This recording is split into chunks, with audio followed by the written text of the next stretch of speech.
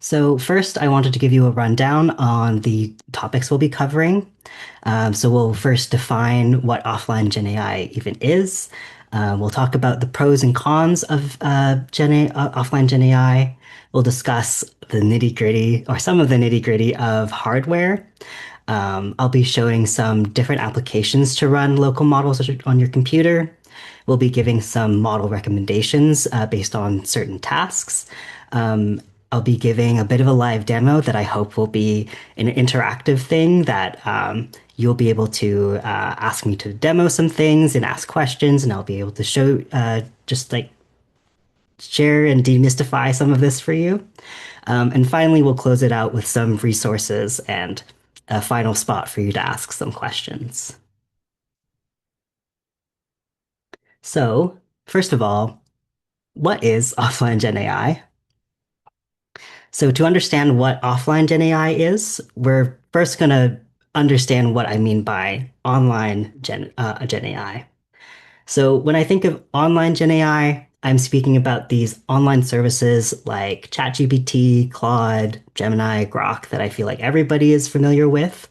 The way that these services work is that a user gets online, they navigate to the website or the app, and they interact with the chatbots. That user input that, from your prompts and such, are then sent through servers on the cloud, which then sends it to a data center to be processed.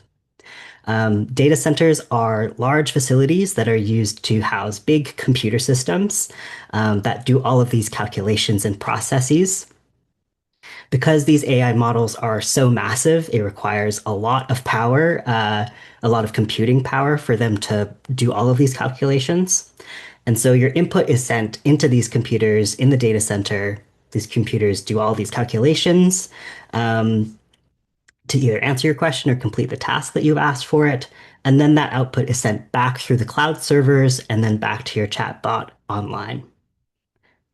So to compare that with the offline AI services, so when I speak of offline Gen AI, I'm thinking about the local AI services. And this means that all of the input, the processing, and the output are all happening on your machine. So unlike the online ones where it's sent to data centers through the cloud, all of it is happening on your computer or whatever device that you're using. So the first thing a user must do is that they have to download the application or software they'd like to use for interacting with local AI models, such as LM Studio and Olama. Those ones are really popular. And then either open that application or interact with the AI directly through the command line. Of course, downloading the app only happens once, and after that, you'll just be able to like open the application or open the command line, whatever you're using to interact with your AI. That you'll then have to choose which AI model you're going to interact with, and you would have to download it onto your computer. Some examples are Gemma or Llama 3. And then the user input is then processed directly on your computer, on your device, using your device's hardware. And then the output is sent back to the user in whatever application that you're interacting with. Um, yeah. Unlike the online services, you are actually able to interact with your AI without internet. So that's an advantage of these local services. And again, all the processing is done on the user device rather than sent through cloud servers and to data centers. So now that we have a bit of a grasp on the difference between the offline and online services, we're going to talk about some pros and cons. So I'm going to pass it to Elizabeth to talk a little bit about the pros. Thanks, Harper. And don't worry, if you're anything like me, you'll probably need to look at those two slides several times, or maybe listen to the recording a few times to just go, oh, right, okay, I understand. Um, as you become more comfortable with this, some of the pros of the offline, and many of you may have already made these connections, a big one is data privacy. So when you have downloaded that application and then chosen your model, the data is not leaving your device. It is not going back to the cloud. So In an online service, you can't control who sees your data, how it's stored, who it's sold to, because it's going back and forth to the cloud. You can use prompts in chat, like the online services can use prompts, your prompts, or a chat to train data for others if you allow that in settings. But in the offline, the data is not leaving your device. So you don't have any of those concerns. There's not a risk to student privacy or confidential or propriety information. And it minimizes the risk of your data being used or stolen, sold in a way that you did not consent to. So that's one of the pros. Another big one, as Harper mentioned, is the environmental piece, right? Data centers are really large and they kind of need flat land. So, BC is at an advantage because it has 7 mountain ranges across the province, not really conducive to data centers. Although there's lots of places like us where then they have had to level the land to make it flat. They also take a large amount of water, energy, and raw materials to build and to maintain and run over time. With an offline model, since you're running these smaller models on your local device, your environmental footprint is smaller. There's a link that is in the resources to some of Neil Selwyn's work. He does a lot of work in this space around impact of educational technology. And then Sydney Shapiro from University of Lethbridge, Dr. Sydney Shapiro, has created a climate assessment calculator that I use with my students on assignments. No calculator is perfect, but what it does is it raises a level of awareness around, given how you've used AI, what that impact was on climate. One of the other pros of these offline or local Gen AI models is that the learners get to choose. So you as a learner or your students as a learner get to choose what type of AI they want to use, what type of model. When they learn, well, this model can do this a bit better than this one, they get to make those choices instead of just defaulting to a ChatGPT or a Gemini. It gives them a semblance of control, right? So you can see some of the thread through this. Um, Another thing is you can switch between multiple AI models. So once you've downloaded LM Studio or Llama, then you get to choose, well, I want to use this model, but I also like it to run in this model, and I'd like the same prompt to run in that model. So you really can harness the different capabilities of the models. Some are better for language work, some are better for computational math science work, and you can switch between them quite quickly without having to go to, oh, Claude's good for really solid writing work, but maybe ChatGPT is better for this, or DALL-E is better for image generation. So you can really go between models quite seamlessly, and you can test out new models and see, oh, wow, this really does work better in this case. One of the other obvious pieces is if you're in rural or remote locations, you can access the AI even when you're offline. It is on your machine. So if you want to be working completely offline, or even if you're in an urban location and you just don't want to be online, you can use the offline model to still do the tasks without having to be connected and online. There is some cost savings. Um, if you're using free software and openly available models, you're not having to pay that subscription. There's not an issue about how many prompts you've generated in a month or what level you've got. There might be some, you may have to upgrade your hardware a little bit if you want to run the larger models that can do more comprehensive and complex computations. But by and large, you've got a bit of a cost savings possibility here. And then the last one, Harper and I debated which slide this should be on, so you'll probably hear it on both. It's a pro and a con. The consistency of output. So with the offline model, you've downloaded it. It's static. It's not going to be updating how it does its thinking, quote unquote, in real time, like a cloud-based one will. So you can get around that, of course, by refreshing your model. If you go in the next week and you want to see if there's a model refreshment, you could. But it's not going to update unless you update the model. It also won't adapt to you as a user. So the online versions, you can see for many of you who've used them, as you keep asking a similar question, it starts to respond in a way that it's seeing your pattern of interaction. The local models won't do that. However, that can be an advantage because it's consistent. You can also track back and see why the output may not be what you wanted it to be. And we have a link, some work around research and using these type of offline models in research and in data analysis, and why that ability to have that consistent output and track back can be very, very helpful. So we'll pop that link in the chat as well. So on that transition, I'm going to turn it over to Harper now to talk about some of the cons of the offline models. All right, thank you so much, Elizabeth. I just saw that Anna Griffith wanted the climate calculator that you mentioned, so if you can pop that in the chat, that would be great.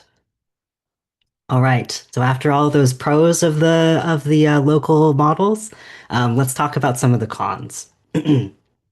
So the first and most obvious one to me of using local Gen AI is usually that you'll have to use smaller models.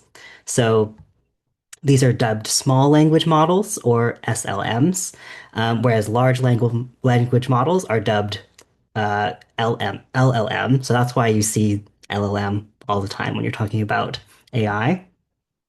So the practical difference between them is that a small language model is less versatile than a larger model, and they also tend to have a harder time handling some complex tasks unless they're specifically fine-tuned to tackle those tasks.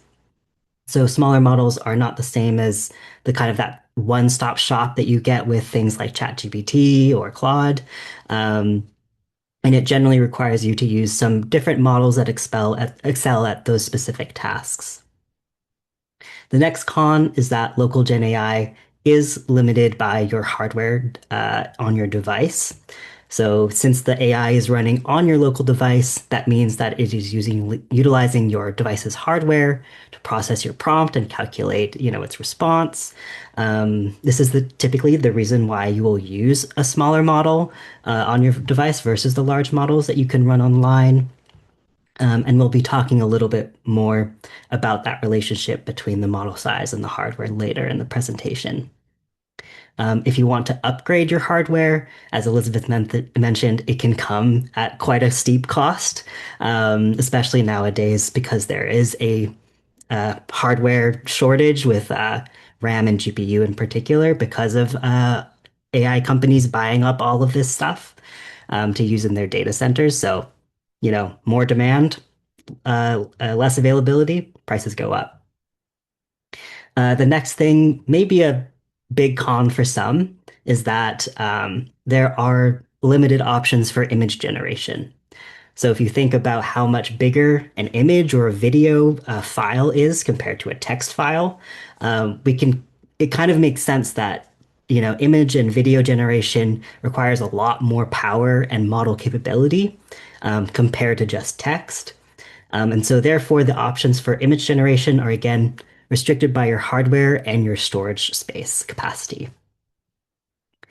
The next con is that local Gen AI often requires a lot more research to run. So from finding applications to run it, researching which models that you want to use and which are best for your tasks, learning more about hardware. It can be a bit overwhelming to start, especially if you don't have a tech background, versus how easy it is to just log on to ChatGPT and know that it will do these number of tasks. And the last con that I had is that you cannot control students' use of their local tools. I know that it already is hard to control students' use of AI, like online AI. Um, but I have heard that some instructors are creating their own GPTs using things like ChatGPT, where they can configure them, giving specific instructions, and sharing it with their students to use. And so, since local Gen AI is local and run on an individual's device, students have full control over how they use their device. Um, and so, even if you create a system prompt to prevent cheating or what have you, it's still up to the students to implement that on their own machine, and they will use it how they will. All right. So next we're going to dig a little deeper into the hardware. But before I give you this big fire hose of technical information, I just wanted to uh, pause and see if there are any questions. So Tyler asked if the local models automatically update. I believe that you would have to go into your settings and update them, or download a new version of the model. Also, this would only be available if you're connected to the internet. So if there are some updates to the models that you would want, you would have to connect to the internet, and either re-download the model, or sometimes, depending on the application, they will auto update when you're connected. Mary Watt asked, how many models can you practically host on a single machine? So that will depend on how much storage space you have, um, and how big the models you're running. So we'll talk a little bit about that going into the hardware section. But for example, if each model that you have that you want to run is like 5 GB large, then you'll need, that multiplied by how many models that you want to run, or download on your computer, of storage space on your machine. So if you have only 20 gigs of space and each model is 5, then you can only run 4. So that's kind of the interplay between the hardware and how many models you can host. Um, the nice thing about it is that you can, like, delete models off of your device. So if you're like, I can only host 4, but I want to try out this other one and I already have 4, then you can remove one for now and download the new one. And if you like it, you can keep it around. If you want that other one, you can go back and download it again onto your device.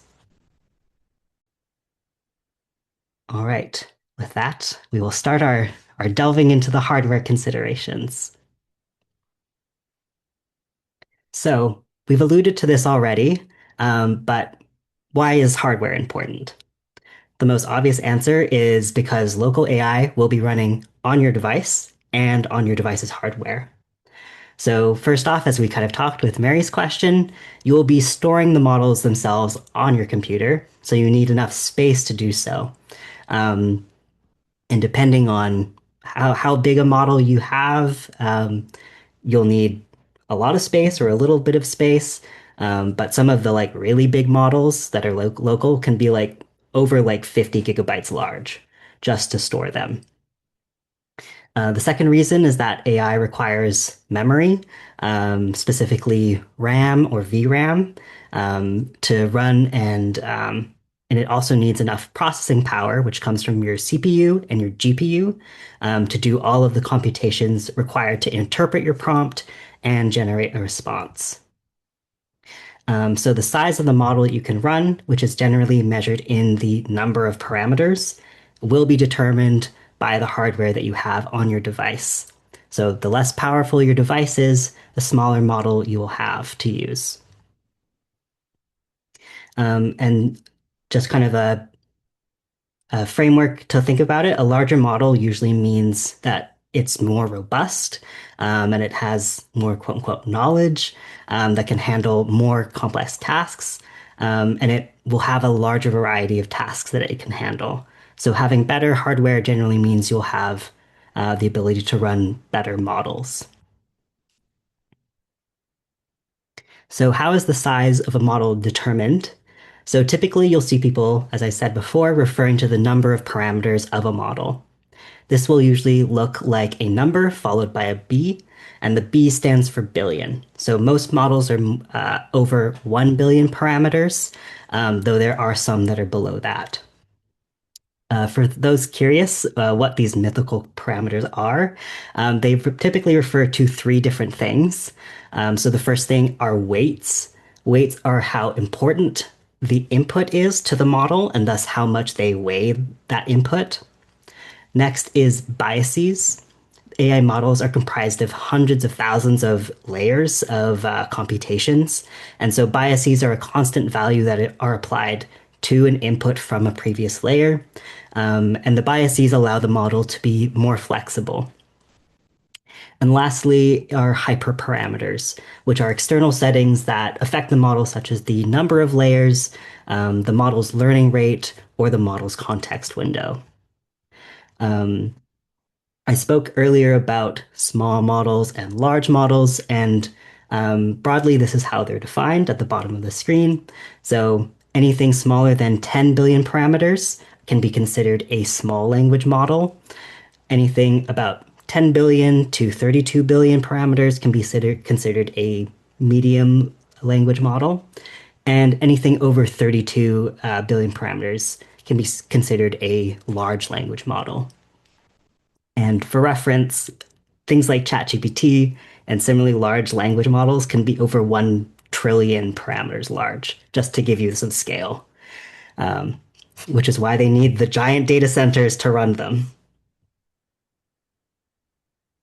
So even though the size of a model generally reflects the capabilities of that model, size isn't all that matters. Developers in the local AI and open source space have been working hard to make models smaller without sacrificing their capabilities. And just for some interest, if you're interested in diving into this sort of thing, I thought I would mention some of the methods that they use for compressing that AI model. So the first is pruning, which means removing unnecessary parameters from the model. The second is quantization, which means strategically lowering the data precision of that model. Next is low rank factorization.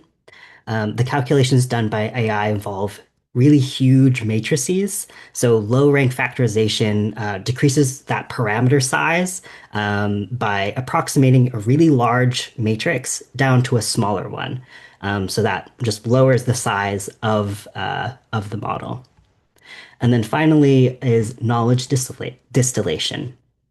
So this involves transferring quote unquote knowledge of a pre-trained teacher model to a student model. And the teacher model generally is a much larger model, whereas the student model is smaller. And so they try to retain the knowledge that the big teacher model has and kind of teach it to the student model, which is smaller. So it can come, all of that knowledge can be in a smaller package. Before we go into the specifics of the hardware, I wanted to quickly speak on the difference between open source and open weight models. When it comes to software, people often throw the word open source around a bit loosely, and the world of AI is no exception. So, in local AI, there are generally two types of models we will be using: open source and open weight.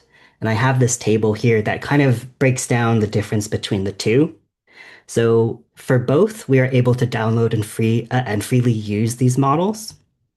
For both, the weights and the biases that we talked about are openly shared. And this means that people are able to take those models and those weights and those biases, and they can then fine tune the models to fit their specific tasks that they want it to achieve. Where they differ is in the next portion. So the training code for open weight models is generally not shared, whereas it is in open source models. The training data set is not shared in open weight models, whereas it is in open source. And finally, the composition of that training data, so just the way that it is formatted essentially, is often partially disclosed or just not disclosed at all in open weight models, whereas it is fully disclosed in open source models. So, just in summary, truly open source models allow for full reproduction, and they don't keep anything private or proprietary, whereas open models do. Generally, they're made by some larger companies like Meta and stuff have created a lot of open weight models where they, allow you to use these models for free and you're allowed to like take them and fine tune them. But all of that other stuff that we talked about is proprietary and they don't share that. This isn't really relevant to everyday users, but it may matter to some who value truly open source software, or people who want to dig deeper into training their own AI or stuff like that. All right, so don't be frightened by the table. If you're not into computer tech, you won't need to become a hardware expert if you're using local AI. But I thought it would be good to have a reference point for what hardware you might need for different sizes of models. And I know that some people were interested in hearing about this sort of thing. So I've given three different sizes of models here. We have a small model at 7 billion parameters. We have a medium-sized model at 13 billion parameters, and anything that's larger at 32 billion plus parameters. And these four components that I've listed, the CPU, the GPU, your random access memory, and your storage are the most important components when it comes to running AI. So for most PCs, you will either have a CPU, and well, you will always have a CPU, and you might have either an integrated or a dedicated GPU. This table only talks about dedicated GPUs, but you can easily translate this to integrated.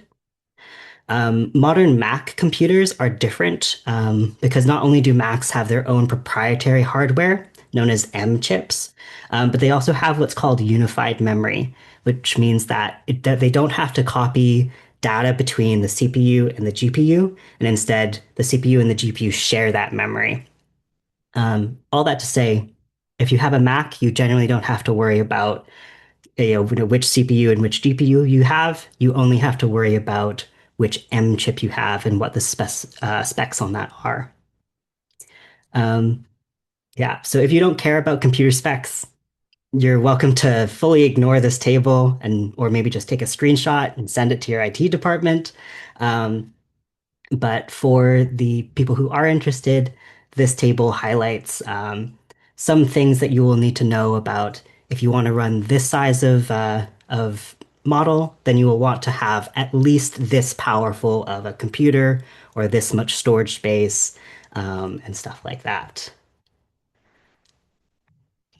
My little TLDR is that if you don't care to learn about this, I would just stick with models that are 10 billion parameters or lower, since most modern laptops have good enough specs to use this size of model. If you are interested in finding out what your hardware, which hardware your device has, we're going to just quickly kind of cover how to find it on Windows OS, Mac OS, and then using an app called LM Studio. And I just wanted to remind you that you will be able to have the slide deck for future reference. So if you miss it, don't worry. So uh, on Windows, you would want to use the start by clicking the Start menu and then go to the gear icon to open settings. In Windows settings, you want to choose System and then click on the About page, and that will give you your device specifications. From there, you should be able to identify your CPU, your GPU, how much RAM you have, and how much storage you have left on your device. To find your hardware specifications on your Mac, you want to go and click on the Apple icon in the top bar, click the About This Mac page, and then it will list your device name, the memory that you have, and your chip type. To find your storage capacity, you'll just want to click on that More Info button. And if you want to learn more about your device, you can go to the Apple website and go to Apple Manual Specs and Documents and find your device in your list. Finally, if you use LM Studio, which is an application for running local AI, it can tell you some of the relevant hardware specifications. So you only need to open the app, navigate to the app settings, which is the little gear icon in the lower left, and then click hardware in the settings menu. So it will tell you there your CPU, what your CPU architecture is, how much RAM or VRAM you have, and which GPU you have. The only thing you'll have to find on your own is how much space you have on your hardware, on your computer. And then before we move to talking about applications to run local models, and then we're going to go into a demo, I'm just going to check if people have any questions. So we're just going to take a little pause.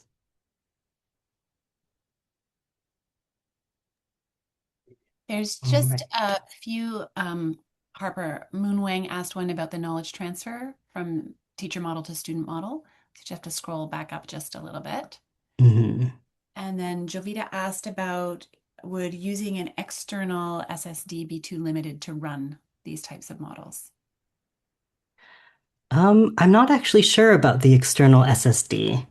Um,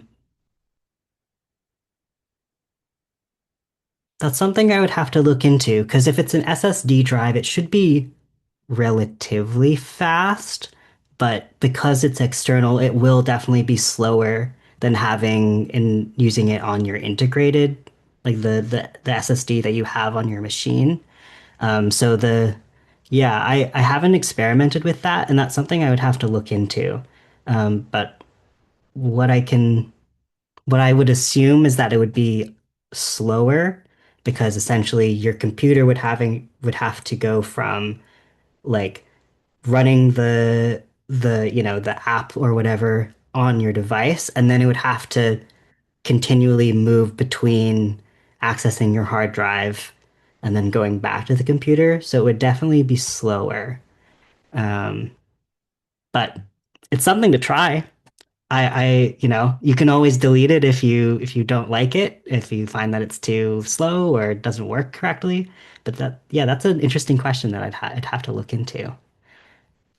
Okay, I'm looking at the question about the knowledge transfer. I'm so in terms of the compromising the accuracy of the knowledge, I'm not 100% sure. I think it also depends on what the process that they're using is, because a lot of this stuff, it really depends on how good you are at doing it. So if someone is really competent, it would there would be less compromising on the accuracy of the knowledge and information versus if someone is not doing it very well, it would then compromise more. But um, yeah, that's not something that I've looked into of like how accurate is that information from the teacher to the student model. So yeah, that's another thing I'll add to my notes to look into. Well, and one of the things I love about these webinars, especially with our continuum of expertise in the room, is Chris has gone in and given his experience and sharing his thoughts around the loading into a solid state drive. So thanks, Chris, for that, and lots of good experimentation and sharing. Appreciate it. Mhm. And did you tackle the question about Opterna? Yes, a little bit. Joe and I are back and Okay. forth. Okay. Good, good, good. All right. Any more last minute questions?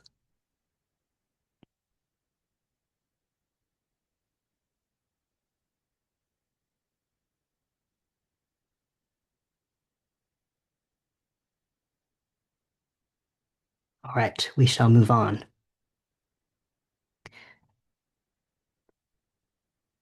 So I just wanted to give you a list of applications that I thought were helpful in terms of um, running local models. So some of these models are open source. Most of them are open source, and then the only one that is proprietary is LM Studio. Um, yeah, so I'm just going to do a quick rundown of those.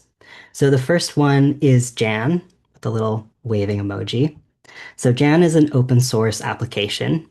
It is what I call plug and play, in that all you have to do is download the application, you install it onto your computer or your device, and then you open the app and you're greeted with a very nice interface where you can find models, load them, and then chat with them really, really easily.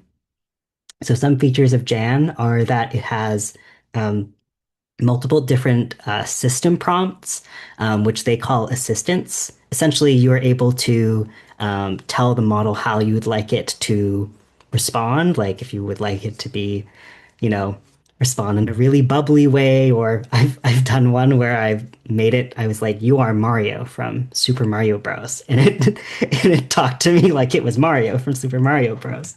And you can switch between these assistants really easily. Jan now also has vision and document interaction capabilities, which is a really big game changer for this application because it was quite bare bones before, as well as it has tool capabilities. So you can ask it to you can upload a document to it and you can ask it to summarize that document. You can ask it to, you can ask questions about it if maybe you're doing like research on a paper and you're not quite sure and you want it to extract information and explain it to you. You can do that. Um, and then also you can do formatting on Jan now, which was something that was I was a bit frustrated by because it's such a great application, but it didn't do any formatting, but it has that now.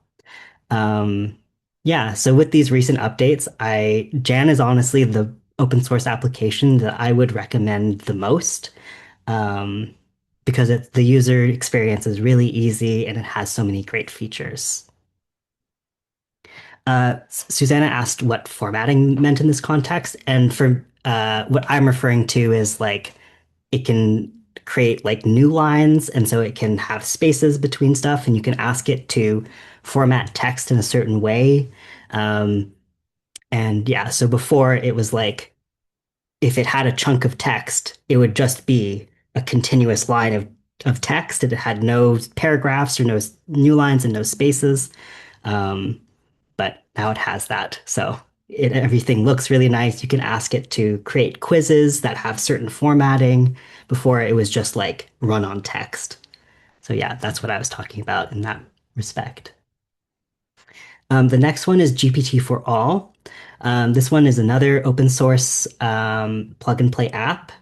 Some features of GPT for All are the local docs feature that it has, which allows you to upload documents and interact with those local documents.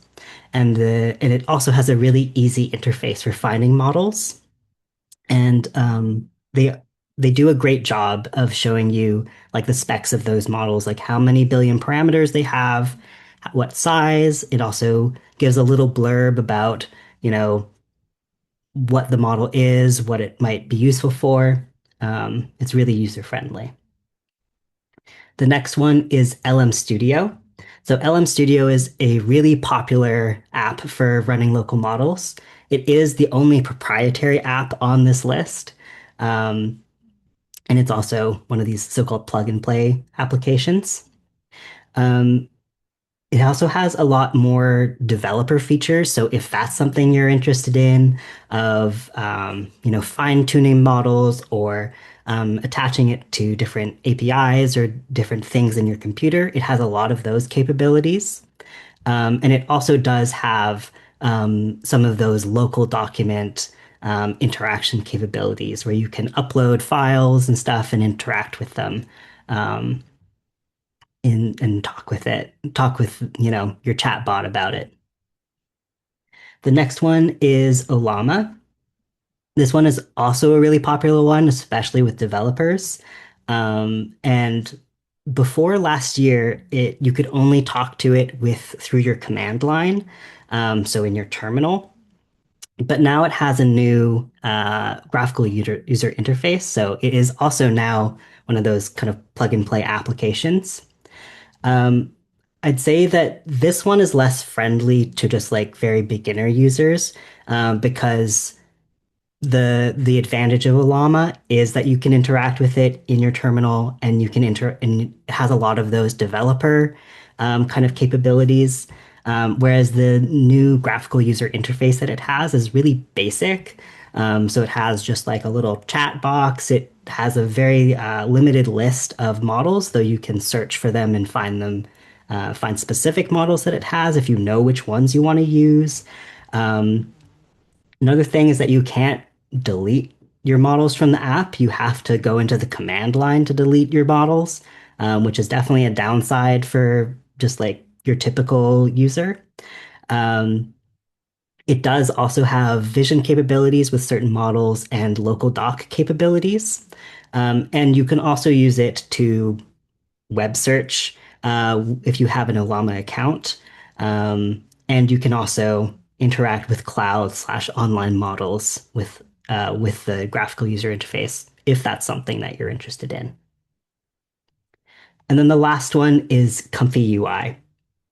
This application is very specific for image and video generation. It's an open source application. It's also plug and play, but it does have a really steep learning curve. Um, and also, because it's video and image generation, it does require really good hardware and lots of storage. And honestly, this is one that I haven't played around with as much because of my limitations on my device. Um, and also just the learning curve. But it is something that is available, and I wanted to highlight if you are interested in image generation and you don't want to use some of the big online stuff. This is an option, and I'll try to show it in our demo as well.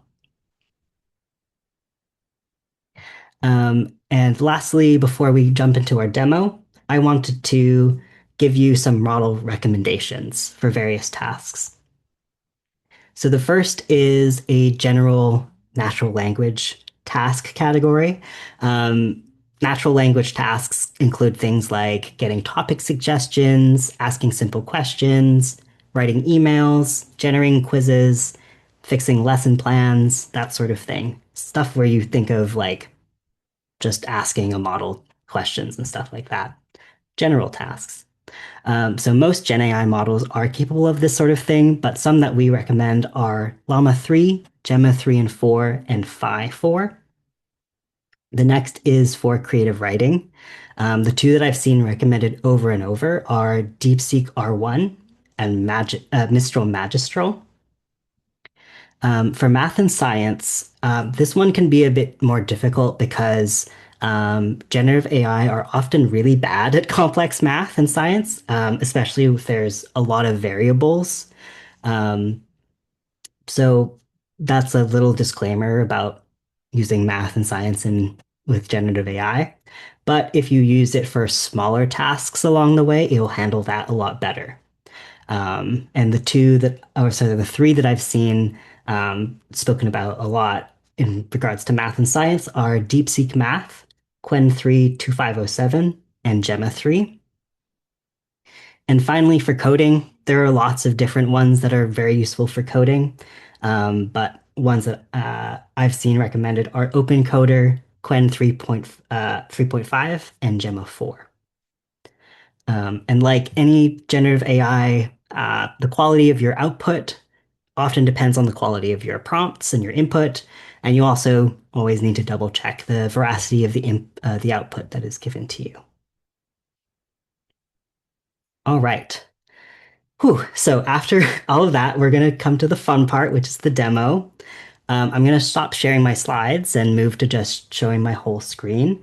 But I would love for this to be an interactive demo. So if there's anything particular you want to see, you want me to show, you're welcome to put it in the chat or hop on the mic, and I can answer questions throughout. And I know that from some of the registrant responses, that there are a lot of people that are already using local models. So it would be really great to hear how you're using them, and I would love to be able to share that knowledge with everybody. All right, so I'm on a Mac, so everything that you'll see will be like the Mac OS version of things. So this is the interface for Jan that we talked about with the little wave emoji. This is the base chat interface. Up here you can see which model that I have. So I've got these four models downloaded already. It also tells you what capabilities it has. So it has this one Gemma 4, EA4B, something something heretic. It has vision capabilities, so that means that you're able to like upload a picture and it can see the image and it can interpret that image and it can talk to you about it. So models without that, such as Gemma 3 1B or 1 billion parameter model, it doesn't have that capability. So all you can do with that one is you can like chat with it and stuff. But if you upload a picture, it won't be able to see anything. Um, yeah, so that's what this looks like, and it tells you the tools. This is also the kind of local document stuff that you can use. So you can upload images, you can upload documents, and if it's a model that can chat with you about it, then it'll be able to do that. Um, in terms of finding models, so you're able to go to here to the hub. And from here, you can either search up here, or you can just kind of scroll through the list of models that they have. If you click this toggle up here that says download, it shows you some of the ones that you've got downloaded and you can start a new chat with. And something nice about Jan is that if you click into one of the models, it tells you how many billion parameters it has, and it also shows you a bunch of variants of the same model. So if you say want one of the smaller models, you can choose one um, that is only 2.2 gigabytes large. Or if you want one of the bigger ones, you can have the 8.2 gigabyte model. And then also when you scroll down, you can read the little README, and it will give you some more information about the model. So it has like a little overview. Um, it tells you stuff like if you're more into the technical side, it tells you there's like 36 layers. It tells you what type of model it is, and it gives you some stats about its performance. It also says intended use,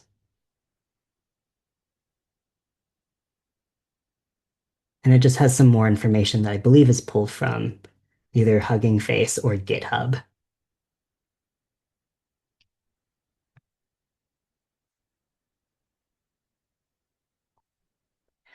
So to download a model, all you need to do is you find a model that you like. Maybe it's this one, and you just click download. And the models that are downloading will be available here, and you can see the status of that. And if you want to chat, all you have to do is come to the new chat or go to the chats that you already have. You have to load in a model that you want to talk to. Um, and then from there, you can chat with it. Let's see. I have this example prompt that can show off the formatting I was talking about. So I've got this prompt that I say, create a multiple choice quiz with 10 questions on Canadian government structure using the following format. And then I've put in this format so that when it generates the quiz, it'll format it like that.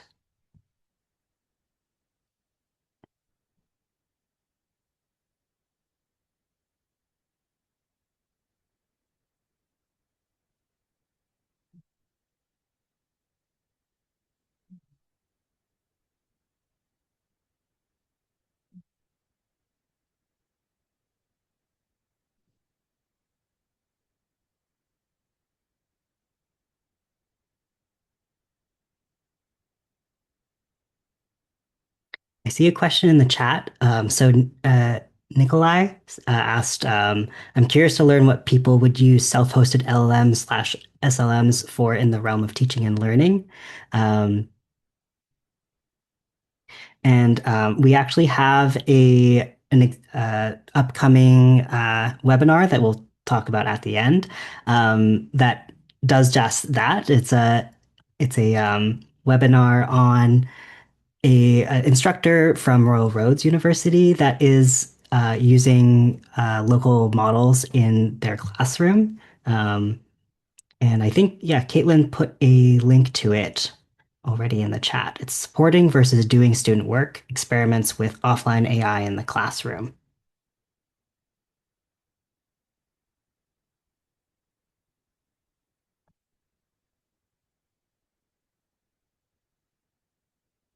Yes, so Gemma is one of the model types. And if it's available in here, it's free. So all of the models that are in the hub, you're free to use them. You're free to download them. They're either open source or they're open weight. So the app that I'm using currently is called Jan. If you can see that. And it's one of the ones that it's the first one that I talked about um, in my list of applications here. Oh. That was rude. Oh, it seems like this one didn't format it correctly. Okay, if I go in here, it's formatted nicely, but I'm not sure why it didn't format it correctly as I asked it to. But if you go to the edit button down here, it seems like it is formatted like I asked it to.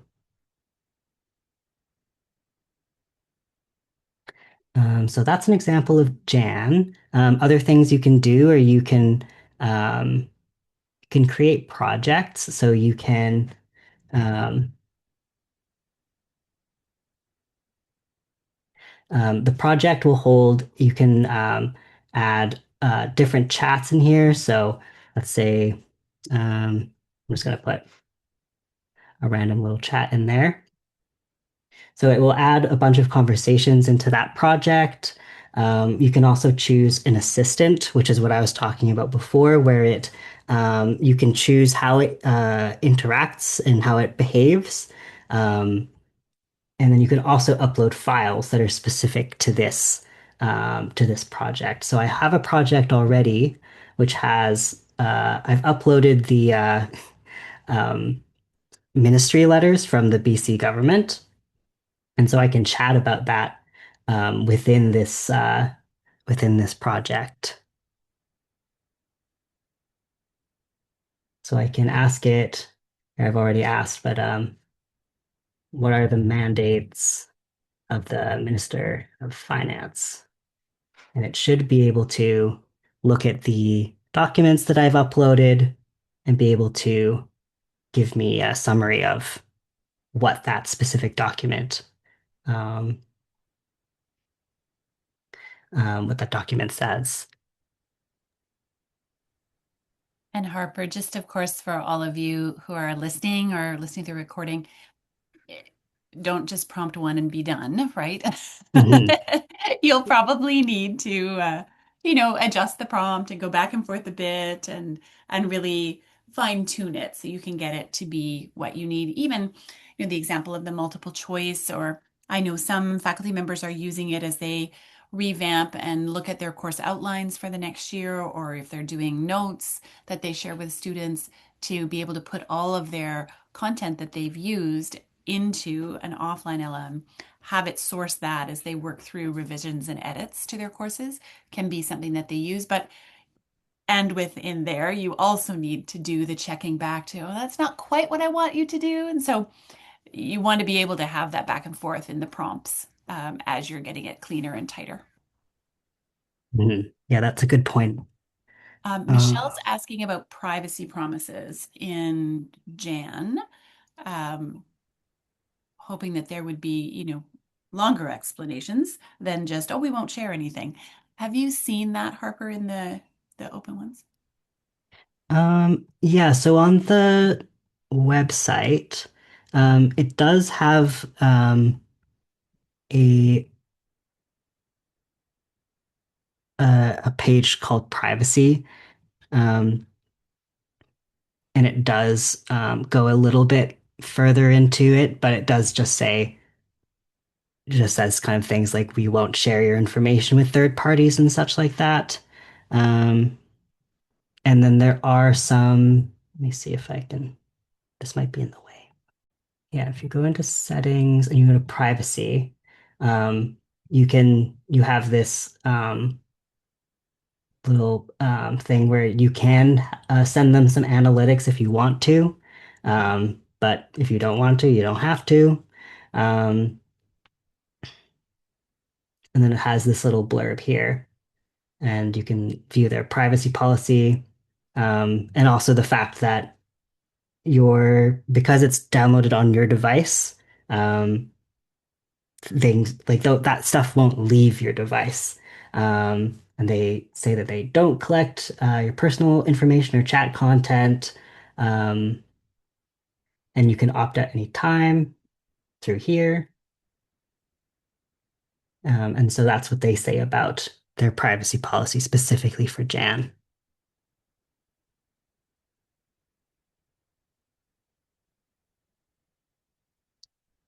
Mary Watt asked, do people share these on local Wi-Fi networks? I'm not sure. Um, are you talking about the models? If so, then no, those so the way that the models work is that they're shared usually to a specific kind of repository. I'm not exactly sure how each app has a different way of sourcing their models and putting them in their system. But those are uploaded to a single repository usually. Hugging Face is a really popular repository. I can share a link in that. And Harper, on the project front, do Oh, the you projects. share projects through Wi-Fi? I'm not sure. I don't know if you can share projects through Wi-Fi. It doesn't look like it. Um, I think it would probably, because it's a local thing, it would be, again, it's a project you would have to uh, be doing by yourself on your local machine. I'm not sure what settings it has for sharing stuff like that online.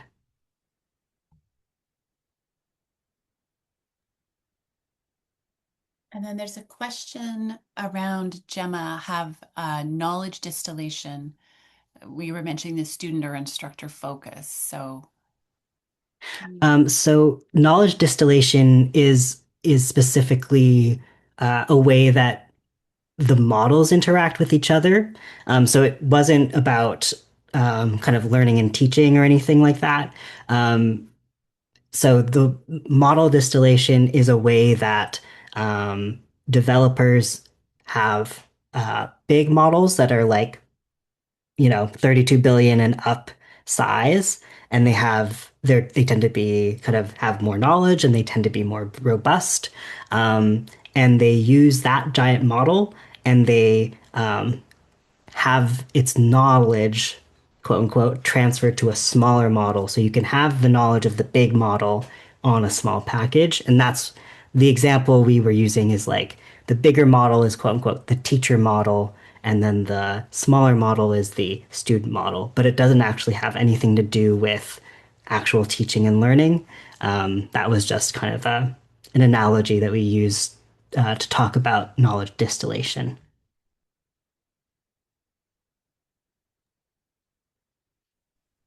Super. Folks, if you have any other questions, now is the time because I know we're getting closer to time. So please don't hesitate to pop some in. There's a few more in there, Harper. You can take a look. And some Mhm. tips and tricks from Chris. Thank you for sharing. I know for myself as faculty and certainly for my colleagues, this isn't a 5 minute thing. It doesn't take long to download them and to start playing. That is 5 minutes, honestly. And the blog post that Harper did in the fall around using Chat or GPT for all was very straightforward. So I put that link in the chat.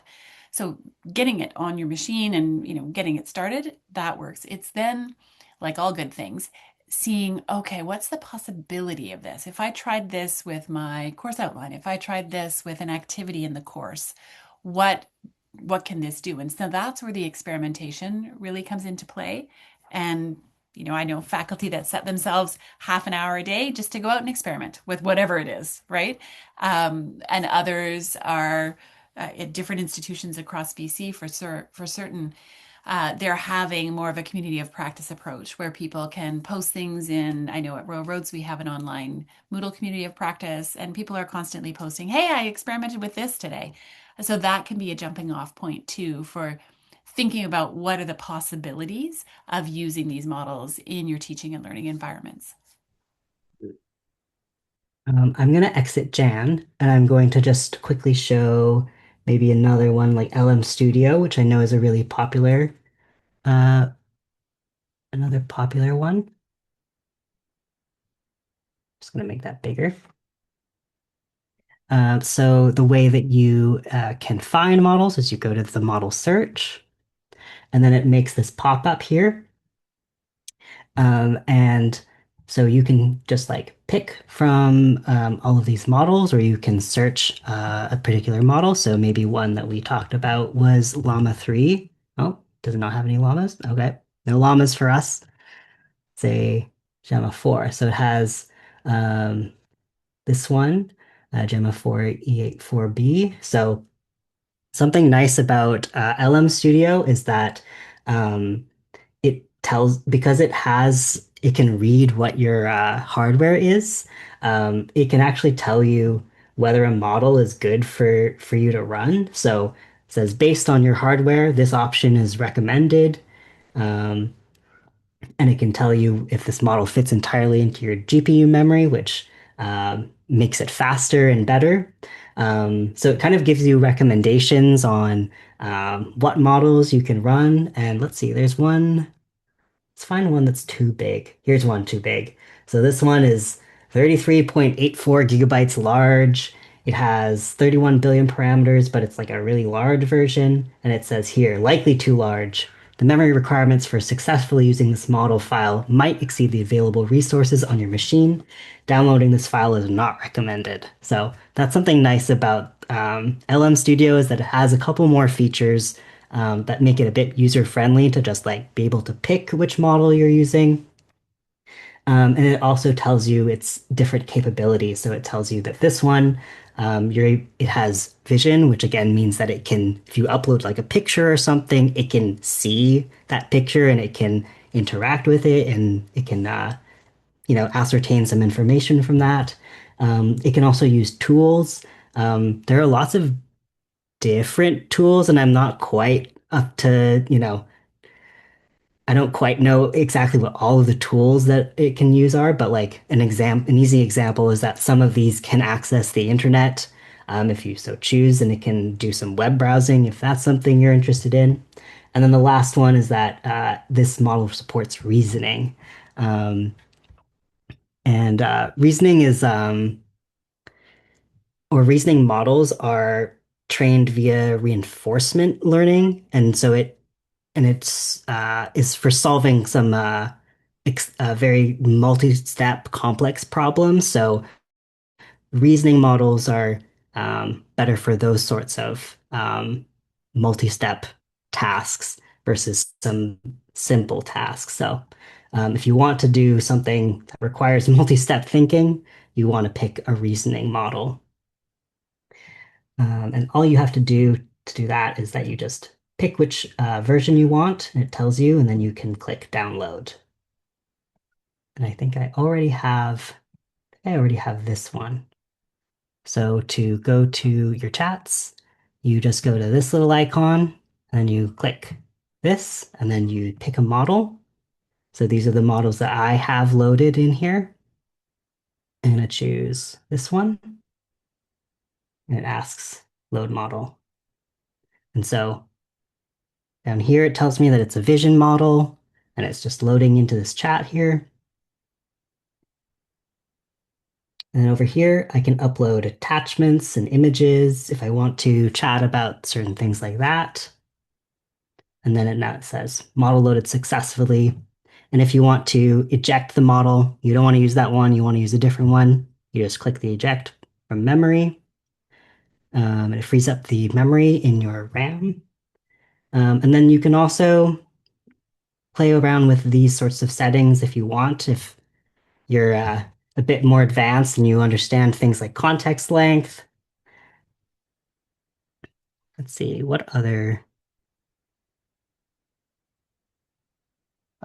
are there any prompts that people are interested in trying? There's Otherwise, I have some example ones. Hmm? there's also a question in the chat, Harper, about this is where I know enough to know I don't know the technical knowledge that's being shared here by Michael, but I will pass it to you Mhm. about ChatGPT. Okay.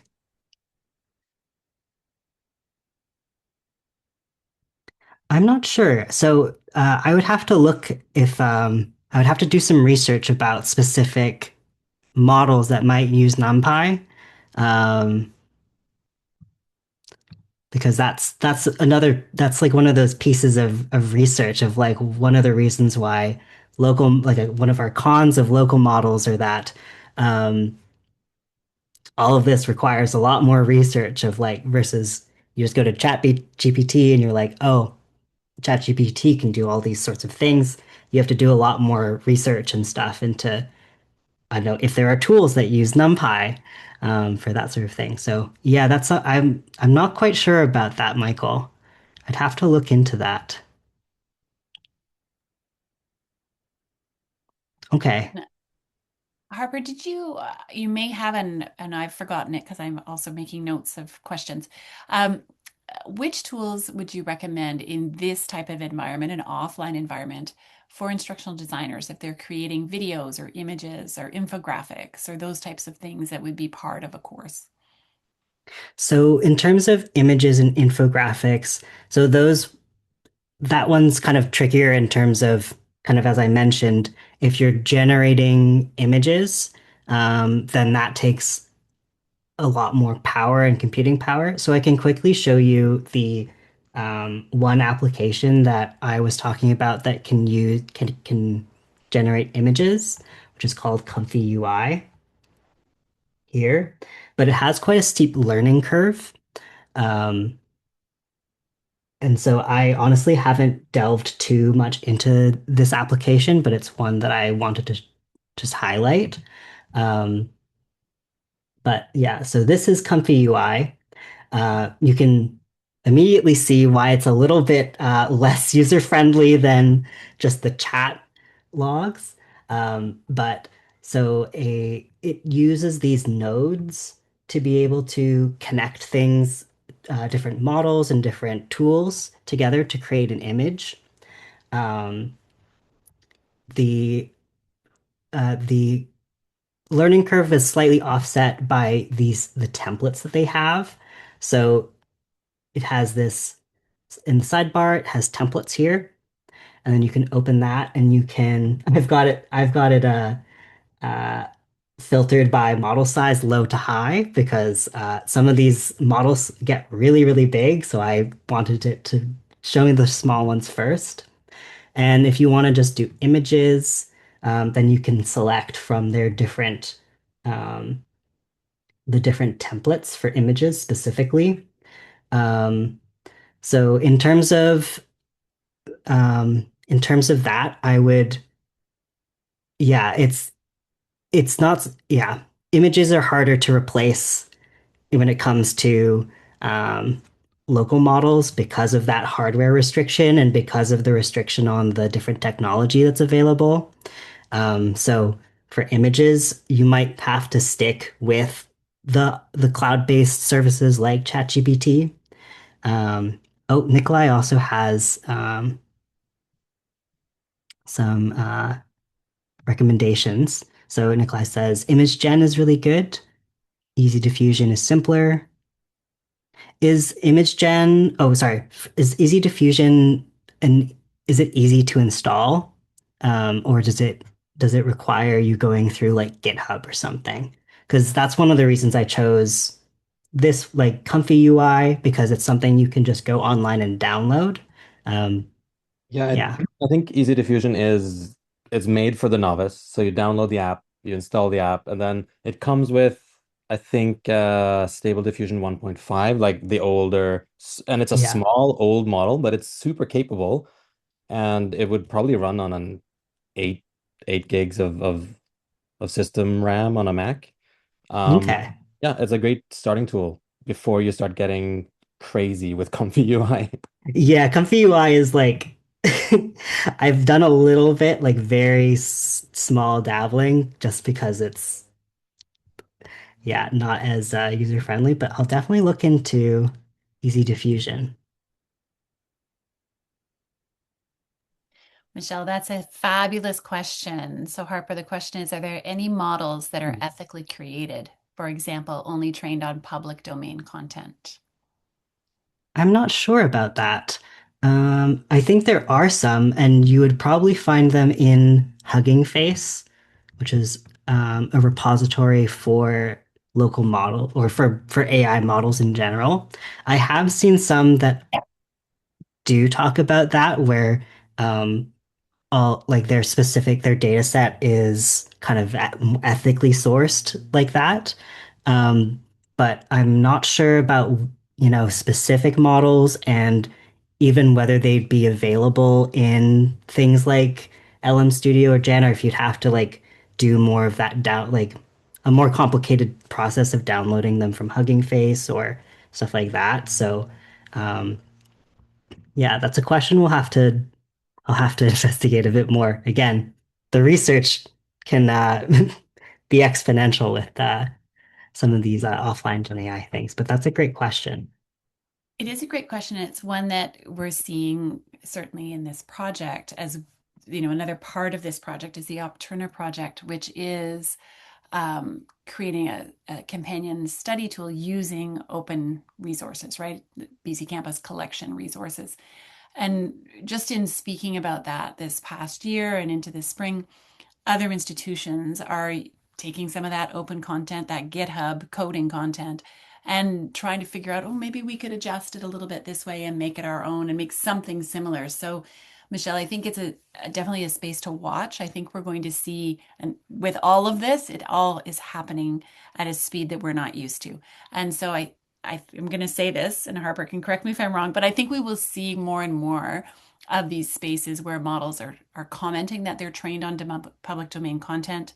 And I don't think that's like a 5-year thing or a 10-year thing. I think that's, maybe by the fall, we might be able to see some of that more explicitly. So to Harper's point, there's this piece of experimentation, and then there's also this piece of doing a bit of research and diving in.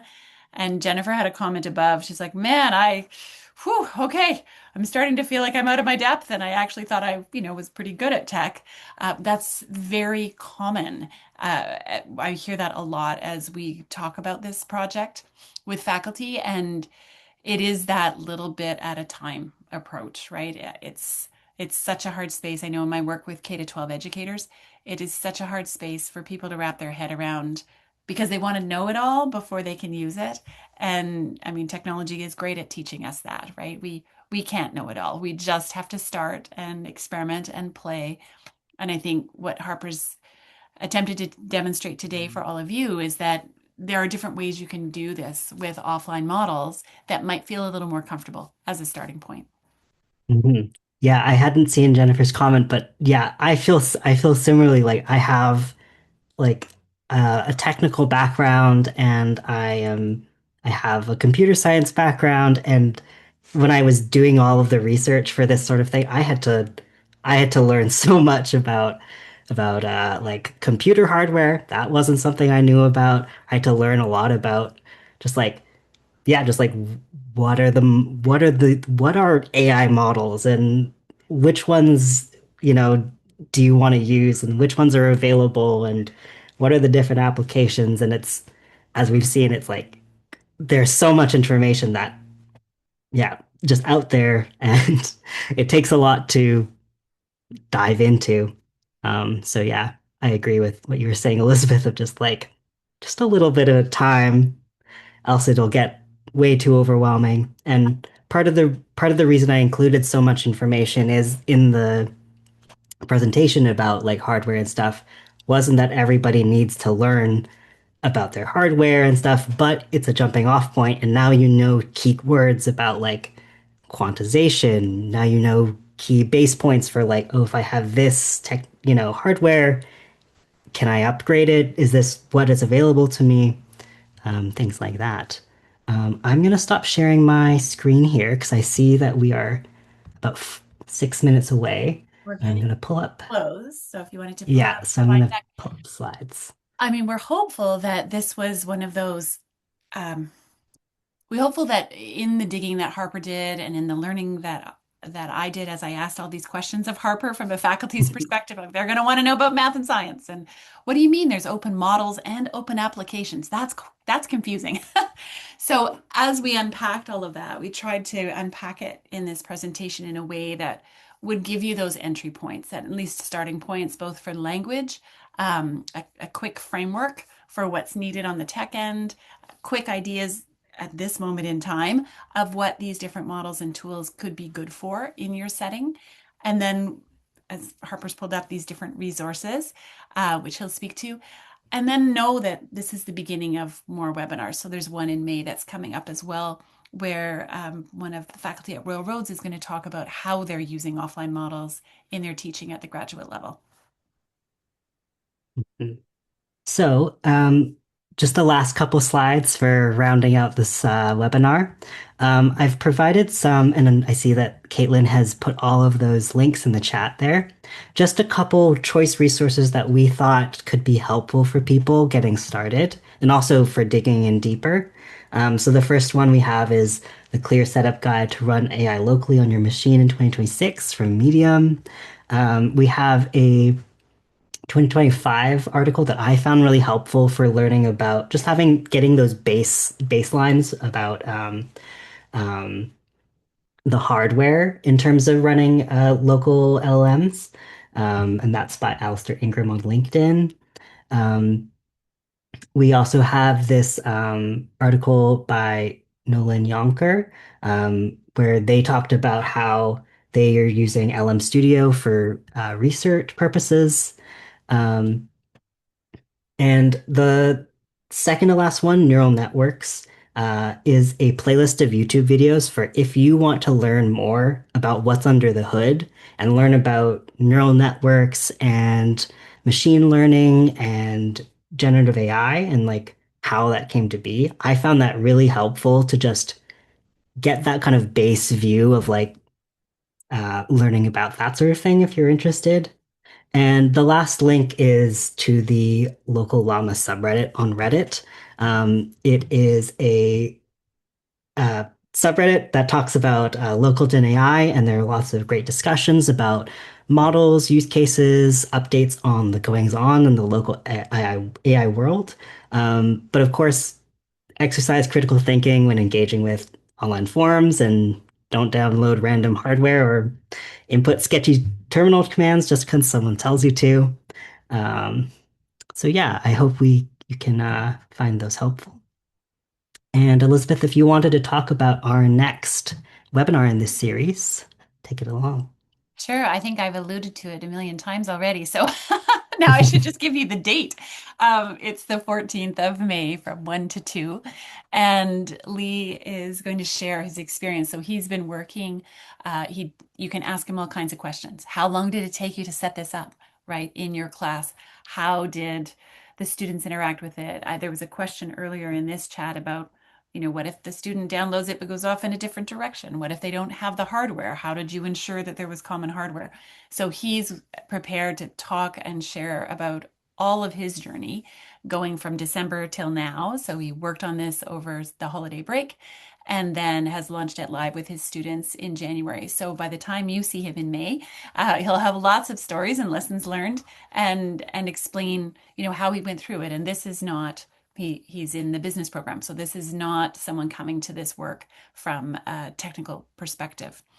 So hopefully you'll find it valuable and can join us for that. The resources that Caitlin, thank you, has been putting in the chat are all there and they'll be shared as well as the recording. And the one thing I would say, I did go through those resources and listen to them, with my faculty hat on. And the one about that says in the title, for academics, it is actually very useful. So if there are any faculty on the call, the other ones are all useful as well. But that one in particular, if you had to choose just one, maybe start there. And I think that brings us almost to time and to the end. If there are any last burning questions, please drop them in the chat. That's how you can find both Harper and myself and how you can download the slides. And thank you. Thanks for making time for this. We really appreciate you coming and all of your questions. And for me personally, what I loved was the knowledge sharing that was happening as well in the chat. So thank you for jumping in there too. Harper. Thank you so much, everyone. I'm hopeful that this has given you a bit of a jumping off point, something you can reference when you're delving into your adventure into local AI. And yeah, thank you so much for attending.